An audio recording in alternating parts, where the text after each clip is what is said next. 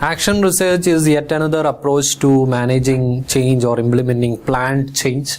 So a change process based on a systematic collection of data and then selection of a change action based on what the analyzed data indicates. So action research is a particular approach to managing organizational change. So as the word implies, there are two things here, action and research. So when we say that research, it's a scientific process where you collect data about a particular problem and analyze it and find solutions to that particular problem. So it's a scientific method. And action research is that you implement the action and based on the research findings, you implement the findings, then assess and find out what all things need to be redone or all such things. So it has got 5 different steps. So unlike other methods, this particular action research is something problem focused. So it's not like you sign a contract with a change agent. He comes with his own solution rather than studying the problems particular to that organization. So it's not like that a change agent comes with his favorite solution, he implements it and go back. So that is not what happens in action research. Here there's 5 steps. In the diagnosis stage, the change agent will ask questions about various processes within the organization. He interviews various employees. He distributes questionnaires, takes data from employees, and based on that first stage data gathering, he makes an analysis of his own. What all will be the problem areas? What are the possible solutions? What all things can be done? So in the first 2 stages, it's something like you gather the change agent gathers the required information. First by diagnosing, he tries to diagnose by interviewing employees and all those things. Then he makes an analysis of his own, what all things can be done to the particular problems he identified in the diagnosis stage. So in the 3rd stage, he distributes whatever he found out in the first 2 stages. He discusses his findings with the employees in the organization who are affected or who are part and parcel of this change decision. So then what he do is that he tells them this is what he diagnosed, this is what he found out, these are all the problem areas, these are all the possible solutions. He discusses these things with employees, asks for their feedback. That's what feedback stage means. He discusses the things with employees who are actually part of the change decision or going to be affected by the change decision. He discusses and collects the feedback, and based on the feedback, both the employees as well as the change agent together comes at a consensus on what all possible solutions can be deployed so that the problems can be rectified. So at the 4th stage, it's the action stage. Both the employees as well as the change agent together implements the solution which they have found out in the first 3 stages. They actually implements the change, or which is called the action stage, and the next stage is they make the evaluation of what all things have been done and what are the net results, and based on that this process will be repeated until the entire expected range of changes are implemented within the organization. So the objective here is to systematically collect information about a particular problem within an organization rather than going by the general methods of solving things. Each organization will have varying problems problems particular to those organization. So what change agent do in action research is that he first do the research activity. He takes the employees into confidence. So the benefit is that it is problem focused than solution centered, rather than going by the general solution which everybody implements for problems like this. This is something where the change agent looks forward a custom or a tailor-made solution for that particular organization with the help of the employees. So while taking the employees' suggestions and while making them participate, what the change agent do is that he is gaining the confidence of employees. So heavy employee involvement reduces the resistance to change. So all those organizational and individual sources of resistance could be eliminated to a great extent, because employees are onboarded to implement to find out the problem and find the solution, and ultimately implement the solution. So this is what action research is, yet another approach to managing change. Another approach is organizational development. Organizational development is a vast subject. We'll briefly discuss it here. It's a collection of planned change interventions built on humanistic democratic values that seeks to improve organizational effectiveness and employee well-being. So the focus of organizational development is that it is built on humanistic and democratic values. Humanistic in the sense that it takes human beings into confidence. The humanist school of thought in psychology says that human beings are good. They takes initiative. They are basically good and are capable of solving their problems themselves. All they need is some help if required. So that is the basic idea of humanistic school, that all men are basically good. And this particular ideology is taking human beings into confidence. Democratic in the sense that they are allowed to participate in the decision making process. Their ideas, their concerns are given, they are given a say in decisions affecting them. And while doing so, the change is being implemented. The interventions are being made, and ultimately organizational effectiveness and employee well-being is the net result. So these are the values based on which these OD interventions are based upon. First is the respect for people, the dignity of people, their concerns, all such things will be given due importance. They will be respected.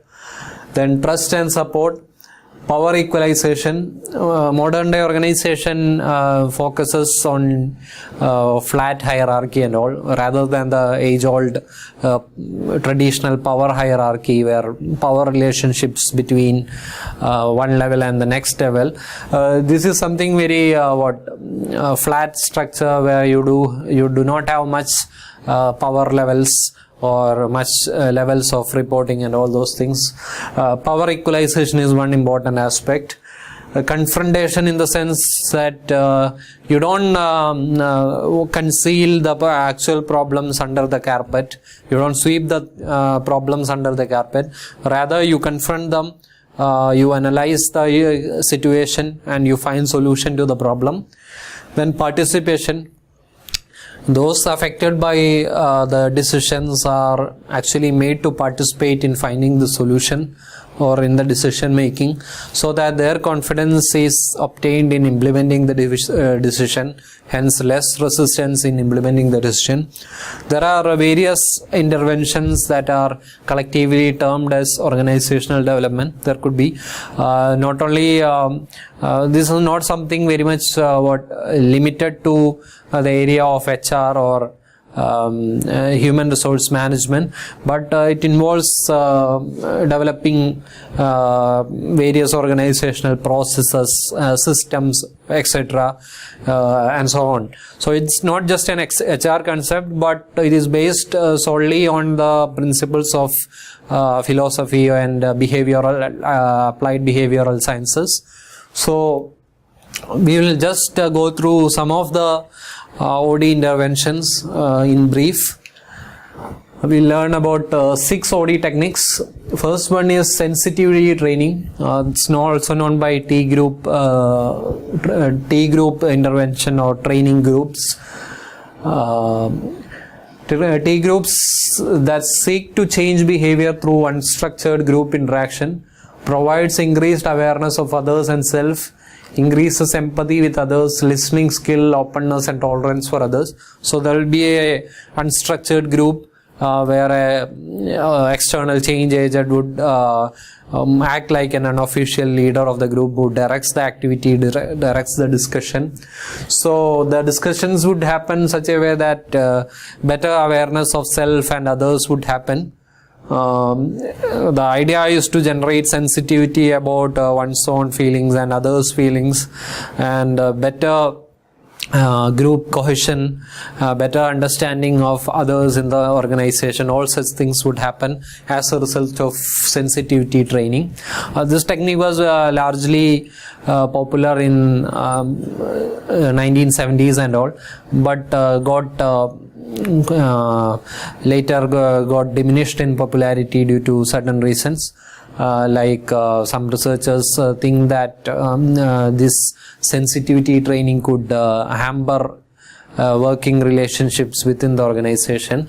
So, but still a lot of companies are using it in team building, coaching and all such things, executive coaching, training for diversity, sensitizing employees on the diversity issues. All such things, sensitivity training is being used even now.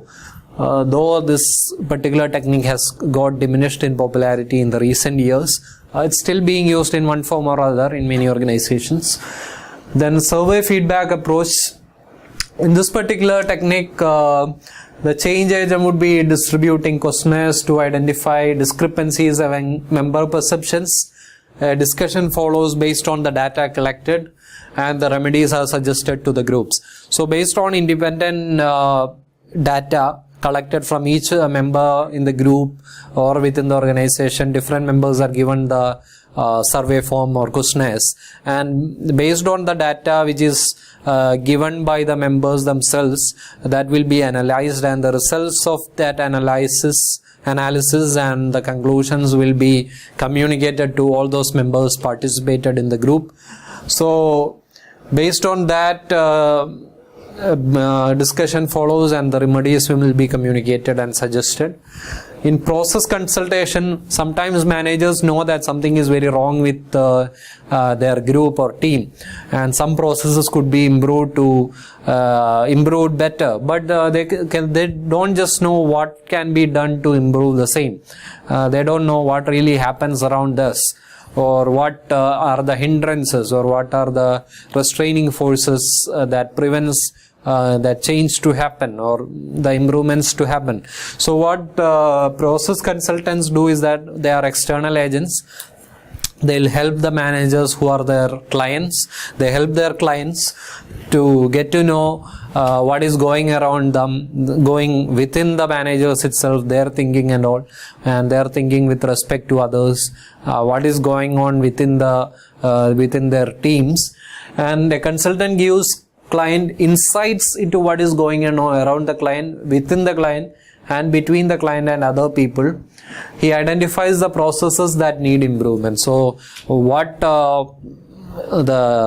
change agent or the outside consultant do is that he provides an insight for the manager to identify what all things needs improvement, and both the change agent as well as the client participates in identifying the solution. So it will be easier for the manager to implement what all improvements are required even after the change agent is gone. That is process consultation. Then team building, it is quite popular. Team building exercises are quite popular these days in organization.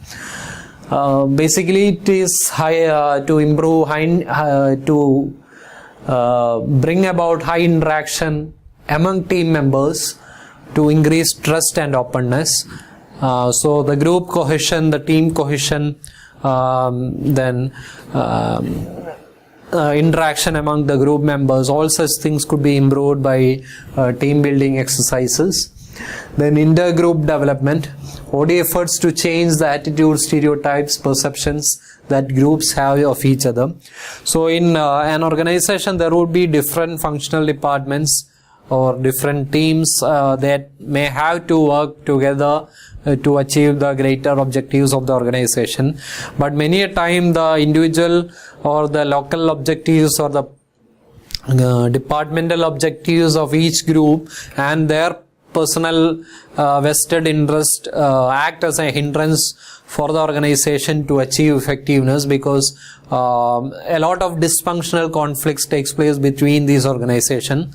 So in intergroup development, the OD effort is to change the attitudes, the stereotypes, perceptions between these groups, perceptions one group have of another. All such things would be changed. All the members of different groups will be trained together such that the particular change decision is being implemented more smoothly. Appreciative inquiry is yet another method. It seeks to identify the unique qualities and special strengths of an organization. This can be built in to improve the performance. So instead of other methods, we've seen that the change agent would identify a problem, suggest a solution after doing research and all. This particular method, appreciative inquiry, the idea is that the particular organization's positive aspects will be identified and that will be appreciated. The unique qualities and special strength of a particular organization is given more importance. That will be bolstered or that will be appreciated, and based on the positives of that particular organization, its strengths will be built on, or improvements will be made on that particular positives of that organization. So here, rather than the problems of a particular organization, the success factors of that particular organization is identified and is given importance and is improved upon. So there are 4 stages to it. Discovery, recalling the strength of the organization. So the organization would have been successful in the past or still successful. So the change agent would be finding out or would be appreciating that success factors, the strength of that particular organization, and he will be basing or building on further actions on that particular base. Then dreaming, speculation on the future of the organization. Then design stage of finding a common vision, and destiny, deciding on how to fulfill the dream.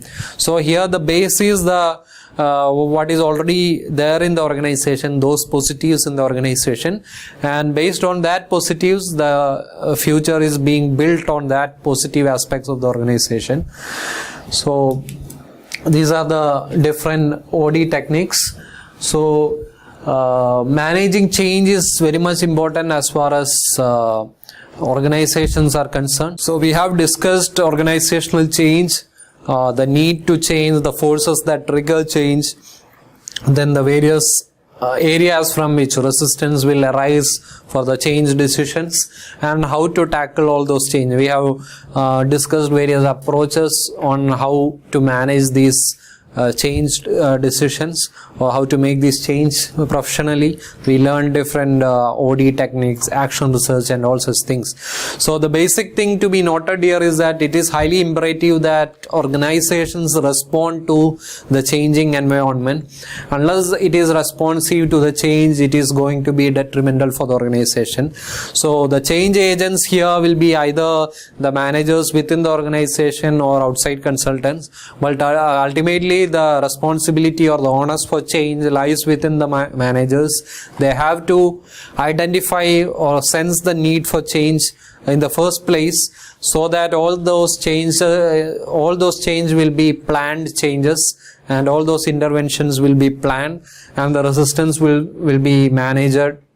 Resistances will be managed properly, so that all employees are taken into confidence and are able to get along with the change decisions smoothly and efficiently. So this is about organizational change. We will deal with other topics in the next session. Thank you.